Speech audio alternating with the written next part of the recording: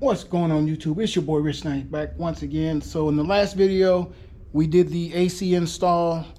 It went pretty well. Here's our old one, you know, for 57 years. Woo-wee. But we're new and upgraded, so today we got to pull a vacuum. So basically you want to hook your gauges up. These are our gauges. I bought this kit from Amazon. You can get them from Harbor Freight. So inside the kit you'll have your gauges themselves. You'll have your three hoses, red, yellow, and blue. You also have a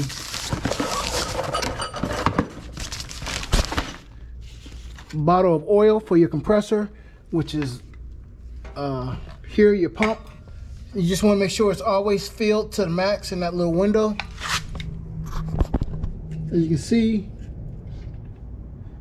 we're good to go. Your yellow line will come down here and connect to this to pull a vacuum.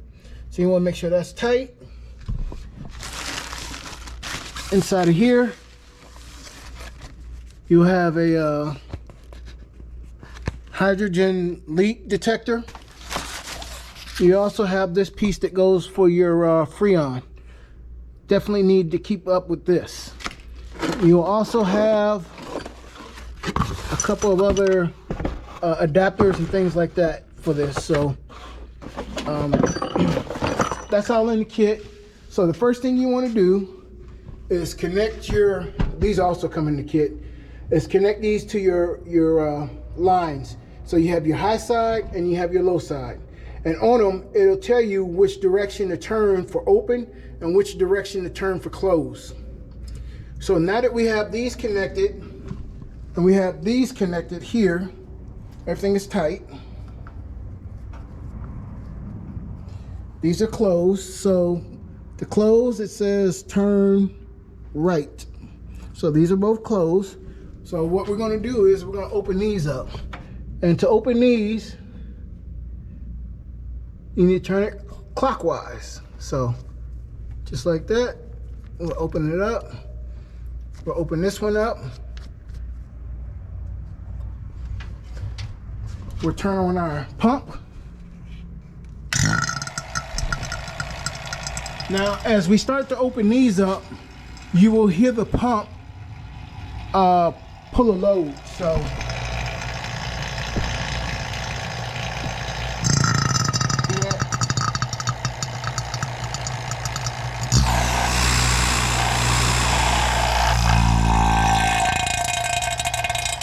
and basically what you want to do is you want to have a negative pull on your vacuum. So what we're going to do is we're going to do this, close these,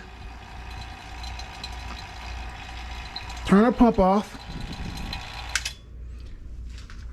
and we're going to watch this, and it's down, I'd say it's down around 29, negative 29. So we'll leave this sit for 15 minutes. Then we'll come back to see if it moved. If it hasn't moved, then we know we got a good vacuum, and we can go ahead and do a 45-minute vacuum on it to make sure that we get all of the moisture and anything else that's inside of the system out.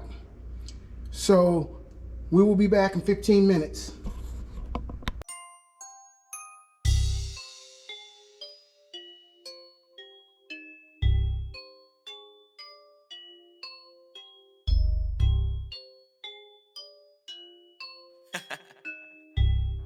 Dark side, light this bitch up.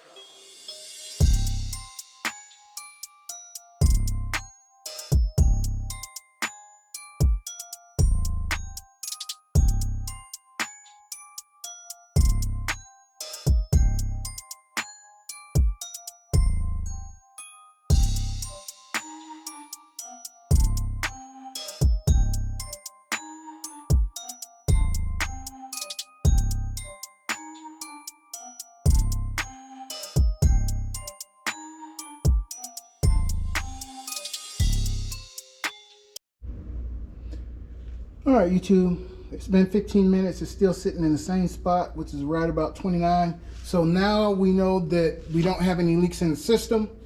What we can do now is turn our pump on and pull the whole system. For the next 45 minutes, we'll let the pump run.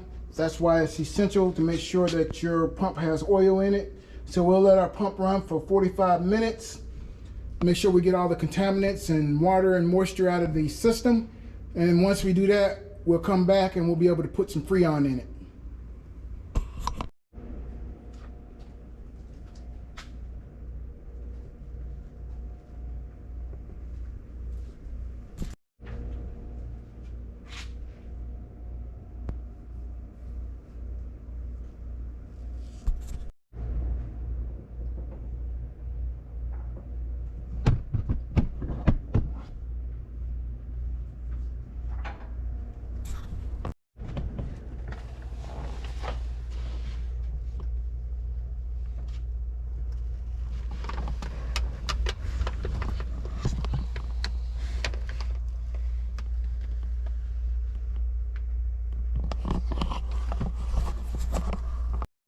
All right, YouTube, one thing I did forget is our binary switch, which is right here. We're probably going to switch this out for a trinary switch just because we have electric fans up here in our radiator. So basically, normally this green wire would come from your box on the inside, this green wire right here, and you connect it to your compressor. So this binary switch goes in between the compressor and the box that's inside. So we had to unplug it, and then we connected one wire from the compressor to the lead that's over here, and then we connected the other wire to the green wire going back into the box.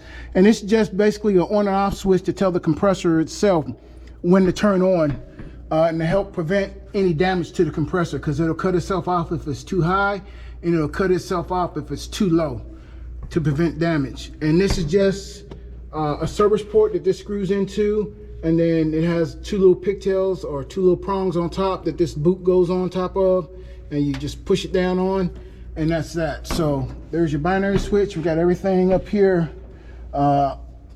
in, and if you're worried about this being too close to your headers, you can always wrap this in some heat shield. So other than that,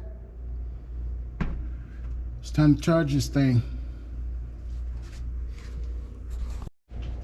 All right, YouTube, so we're back. We finally got a belt that fits. The belt that came with our kit is this K061115, which is about a ½ inch too small. So we went to O'Reilly's and we got the K061130, and that belt right there, 115 is 112.5 inches long. This one right here is 113 5/8 inches long. So we got it on there. We still have a little bit of play. You should have about a ½ inch of play, so I think that's plenty.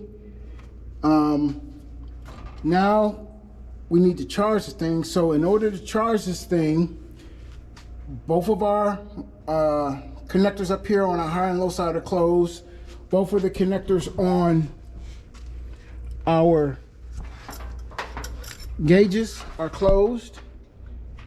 So now we can disconnect this yellow cable from our pump down here, because we no longer need our pump. So I'll do that right here. And then we'll plug this in. Just like this. Then we can take these and we can hang these back up here somewhere. Just like that. That way we can watch them. Now we need to connect our yellow wire to our Freon bottle. This is our Freon. It's R134a. This doesn't have any additives in it, such as stop leak, dye, or anything like that. It's just straight Freon. And it's self-closing, so once you remove this valve completely off, it will seal itself up and keep the rest of the refrigerant in here. And basically you just screw your yellow wire, your yellow cable onto this port right here, and you twist this valve and that'll let the Freon out. But there's a couple things we need to do before that, so let me get this hooked up and we'll be back. in order to put Freon in here, you have your yellow wire connected, your cable up here, and if here you'll see the sight glass. This is where you'll see the liquid Freon going into your system. So for charging your Freon, you never have to tear the red side, the high side. You can leave that closed and it'll still give you the pressure for your system. And we want this to be somewhere between 200 and 250. So now what we need to do is start our vehicle. Then what we'll do is we'll open up our low side, and then we'll open up our low side up here, and then we'll start turning our knob, and you'll see the pressure up here go as we turn the knob.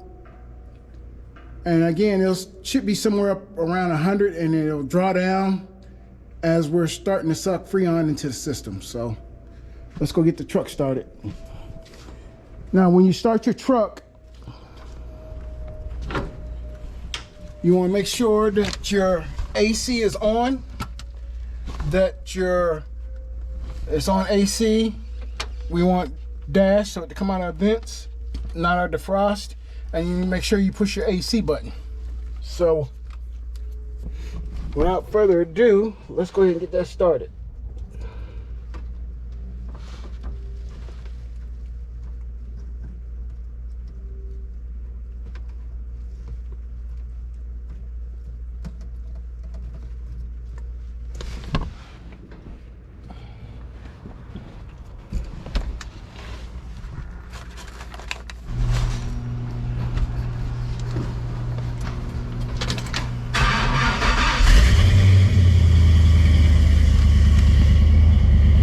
Turn our AC on,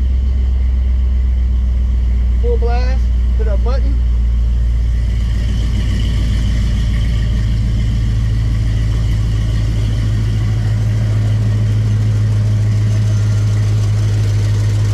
We're gonna open our valve. Oh, wrong one. Open blue.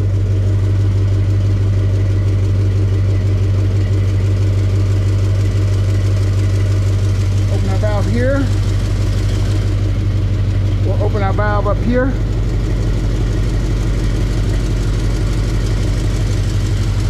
And we'll open up our can.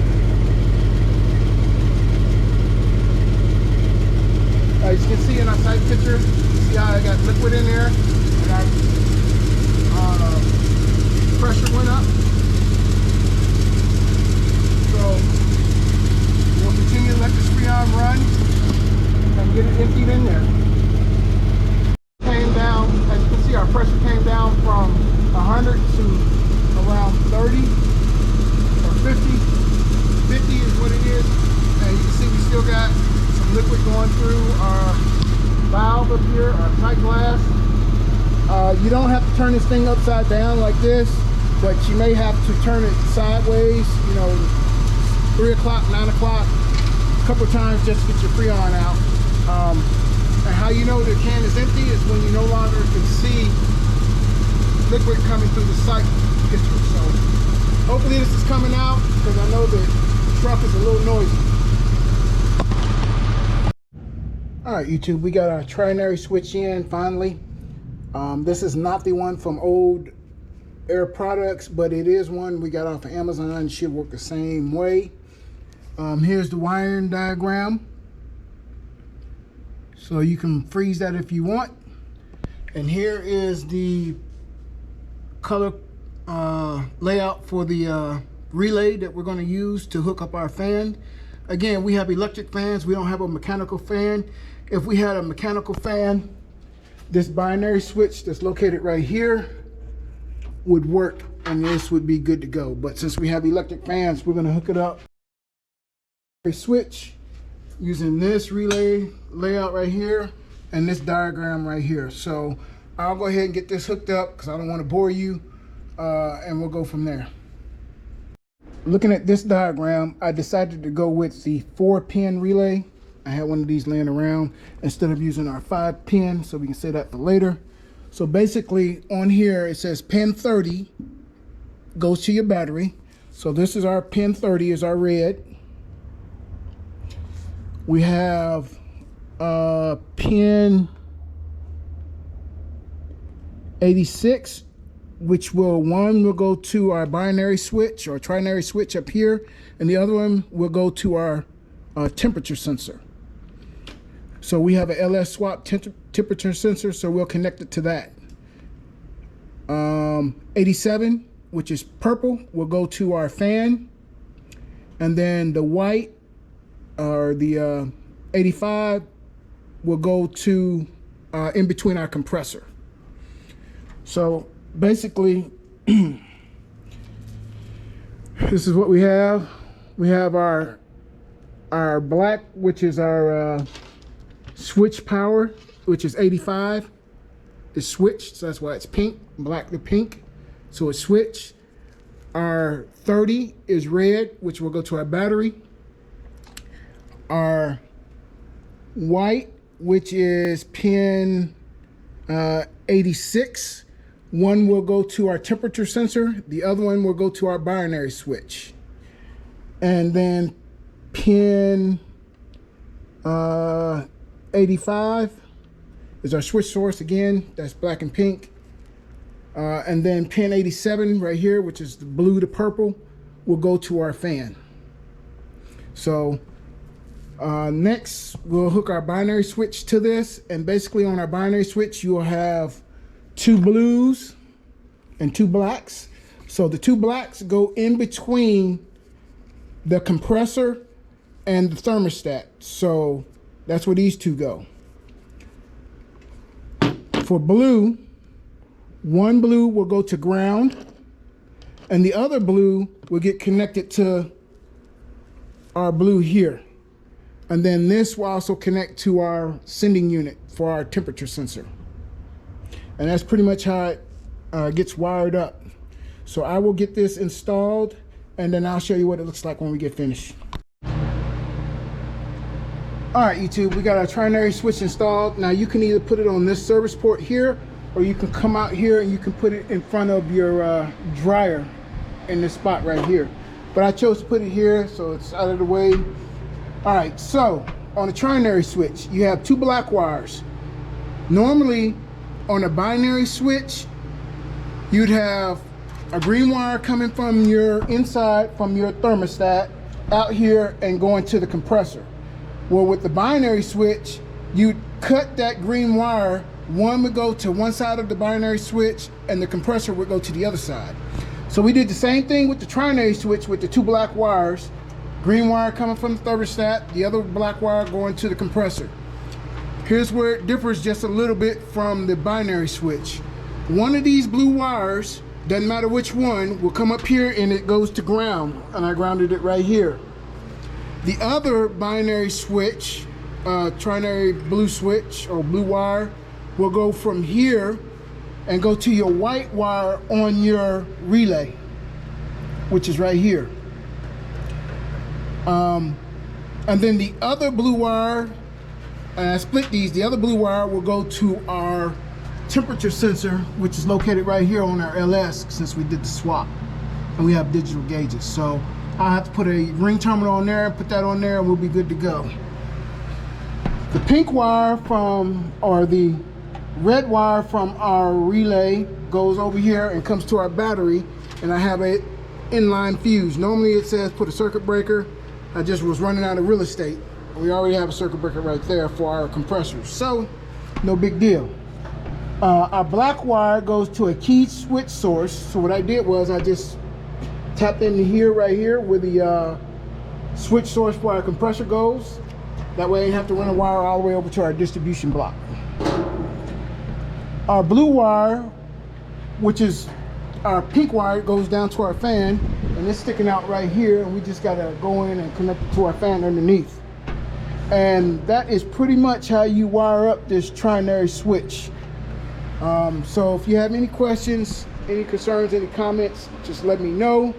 I'd be more than happy to try to help you answer those things. As always, till we get on to the next project, I think we got the D150 coming back in the shop. We need to put some tie rod ends, some cylinder or some head valve cover gaskets, new distributor cap, rotor, wires, all that good stuff for it. So until the next time, thanks for subscribing. Thank you for liking. As always, hit that bell so you get all these notifications. Till next time, peace.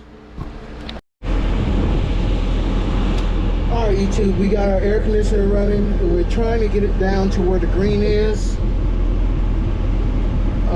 So we're really close, but once we let it run for a little bit, because it is hot outside, hopefully this will work, and we'll be good to go, and we'll be done with this thing.